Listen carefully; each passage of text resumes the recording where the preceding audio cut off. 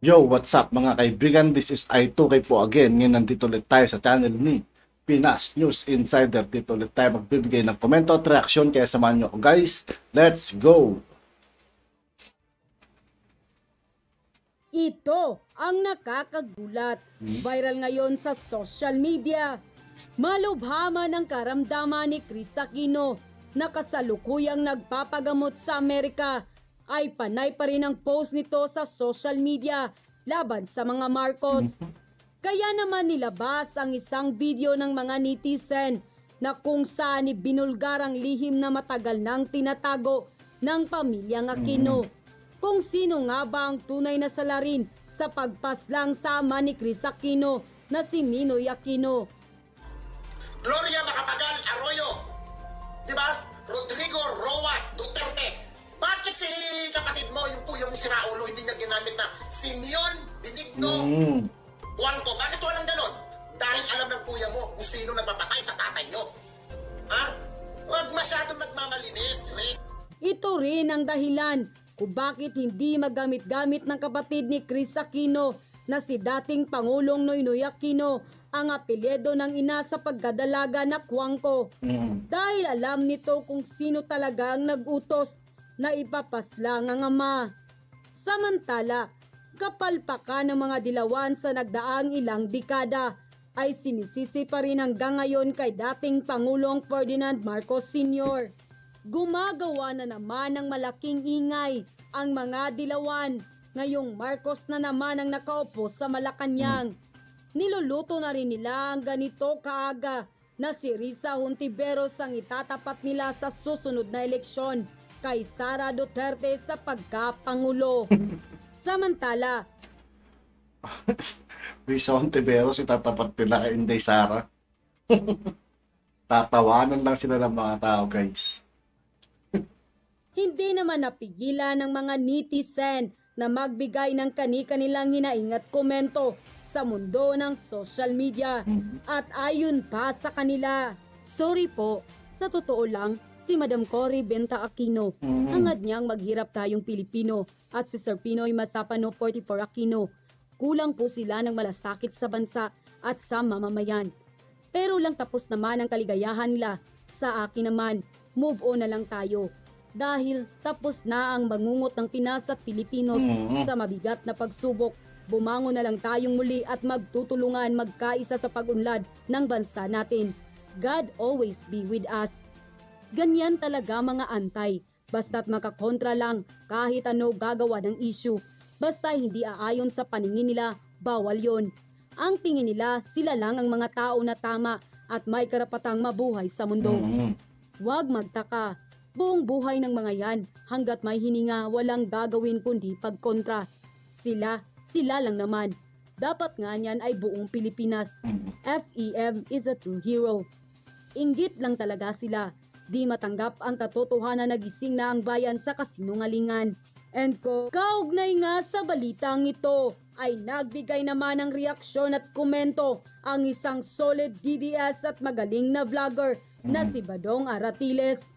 Panuorin ang full video. Pero bago ang lahat, kung bago pala Sa lahat ng hindi pa nakasubscribe mga kaibigan kay Pinas News Insider, mag-subscribe na po tayo at huwag niyo rin pong kalimutan mag-subscribe dito sa aking channel. lamang kayo sa channel na ito, ay huwag kalimutang i-click ang subscribe at notification bell para mas maging updated pa kayo lalo sa lahat pa ng bagong videos na i-upload namin.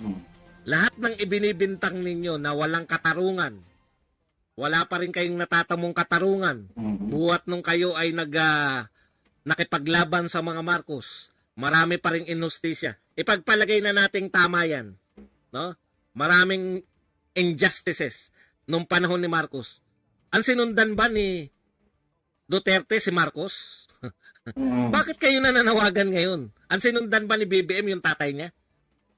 Di ba si Duterte? Ang sinundan ba ni Duterte si Marcos? Hindi ba si Pinoy? Ang sinundan ba ni Pinoy si Marcos? Hindi ba si Gloria? Ang sinundan ba ni Gloria si Marcos? Hindi ba si si ERAP? Ang sinundan ba ni ERAP si Marcos? Hindi ba si FBR? Ang sinundan ba ni FBR si Marcos? Hindi ba si Cory? Ang dami na pong pangulo. Hanggang ngayon, naniningil kayo ng inhustisya. Alam niyo yung sinasabi ko? No? Kung mula noong 1972, dineclare yung martial law ni Marcos, that was 50 years ago. 50 years ago. Yung isinisigaw nyo ng katarungan. Isinisisi nyo pa hanggang ngayon sa anak na. After 50 years, sisingilin nyo yung anak. Dahil hindi nyo nakamit yung katarungan. Nanalo na kayo eh. Di ba nanalo yung EDSA Revolution? Ano nahitan nyo sa EDSA Revolution? Wala. Wala. Miski yung mga kakampi ng EDSA, miski yung mga nag-EDSA, hindi nila na ipagtanggol yung inustisya na sinasabi nila. Wala palang silbi yan. Tanggalin na rin yan. Hindi mo ba?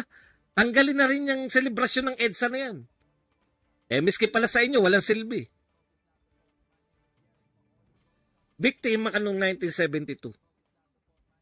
Magse-celebrate yung anak ng birthday ng tatay, doon lang sa Ilocos. Ang anak ay presidente. Kung nakamit yung katarungan, sisingilin nyo yung anak?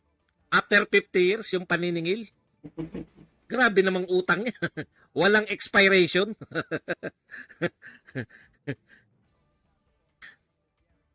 Hindi po ako naniniwala na walang paglabag sa sa martial law. Yung martial law, maganda po yan dahil ang layunin niya matigil yung karahasan sa lipunan, matigil yung kriminalidad at saka yung komunismo. Pangit po ba yun? Magkakaideya kayo, parang ganito, no? Kay Pangulong Duterte. Naglunsad siya ng war on drugs. Sasabihin ba natin na walang pagmamalabi sa war on drugs? Meron. Actually, yung iba dyan, hindi nakagagawa ng mga polis, hindi nakagagawa ng kusino eh. Malamang dyan, yung mga yung mga drug syndicate na rin ang tumira dyan sa mga sinasabi niyong mga maliliit eh. Di ba? Bakit? Pucha, delikado tayo rito kay Duterte. Tirahin na natin itong mga pwedeng mag sa atin. Matrace tayo. Baka matrace tayo ng mga yan. Na-imagine nyo ba yung sinasabi ko? Hindi gusto ni Pangulong Duterte na yung war on drugs niya ay maging paglabag sa maging human rights violation. Hindi po. Gusto niya yung war on drugs matigil yung droga dahil winawasak nito yung mga kabataan. Tama. Ganon din po yung pananaw ng matandang Marcos. Noong bata pa siya. Bata pa siya. Hindi ba? Hindi ba naisip yun? 50 years ago na ang martial law. Hanggang ngayon, nangingi pa rin ng katarungan yung mga taga-martial law. Putya, ba't hindi nyo hiningi kay Cory yan? Hindi nyo hiningi kay Ramos. Hanggang kay Pinoy, hindi nyo pa rin nakuha ang katarungan. Magse-celebrate ng birthday ang mga Marcos dahil taga-Ilocos siya. Tutol kayo dahil kayo ay biktima 50 years ago at hindi nyo pa nakakamit yung katarungan.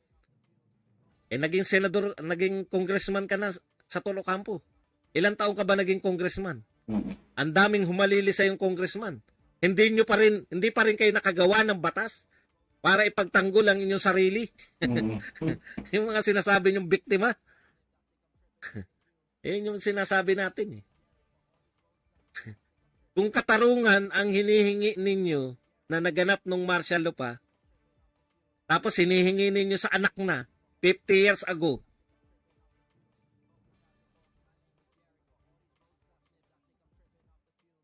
okay. Sa totoo lang po, damay-damay po yan. Hindi lang po yung mga aktivista na ang tingin ni Marcos at that time willing na ibagsak ang pamahalaan. Pati po yung kriminalidad. Nasama na po riyan sa paglilinis nung panahon ng martial law. Ang pinag-uusapan po natin, may nagawa si Marcos. May konkreto siyang ginawa. Kung sa atin pong pamantayan ng pagiging bayani, balikan nyo po kung paano nagiging bayani yung tao. Diniscuss ko po yan. Yung bayani nga ba si Ninoy? At least si Marcos may ginawa. Tama. Maaring magalit kayo sa kanyang ginawa o maaring sinuportahan nyo o nagalit yung iba sa inyo. At least may ginawa siya. Si Ninoy talaga wala eh. Dapat nga magalit kami at mainsulto. Dahil isang taong walang ginawa kundi maging anak, maging asawa ng presidente ng Pilipinas, naging bayani. O hindi naman dineklarang bayani, pero sineselebrate natin ang kanyang araw ni Ninoy. Buti nga, nilangaw na eh. Mahiya na kayo eh. Diba? Ngayon, nakita nyo, ang daming tao sa Ilocos. Ang daming tao nakapila sa libingan ng mga bayani. Gusto nila matunghayan si Marcos. At yun na nga mga kababayan. At yun nga po mga kaibigan, dito po nagtatapos ang ating reaction video.